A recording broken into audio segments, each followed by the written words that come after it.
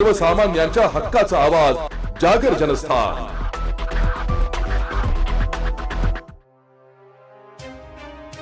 इगतपुरी तालुक्यातील समाज कल्याण विभागाच्या अंतर्गत सुरू असलेल्या एका हॉस्टेलमध्ये राहणाऱ्या 10वीच्या विद्यार्थ्यांकडून सोबतच राहणाऱ्या 5वी ते 7वीच्या विद्यार्थ्यांवर अनैसर्गिक कृत्य केल्याचा संतापजनक प्रकार समोर आलाय। गेल्या अनेक दिवसांपासून 5 ते 6 अल्पवयीन मुलांवर हॉस्टेलवर निर्जन स्थळी नेत विद्यार्थ्यांना गुंगीच्या गोळ्या देऊन हा अनैसर्गिक प्रकार सुरू असल्याचं समोर येत आहे। अल्पवयीन मुलांना या गुंगीच्या गोळ्या नेमक्या कोणत्या मेडिकल स्टोअरमधून उपलब्ध होत होत्या हे देखील शोध घेणे गरजेचे असून त्या मेडिकल स्टोअरवर देखील कारवाईची मागणी जोर धरू लागली आहे।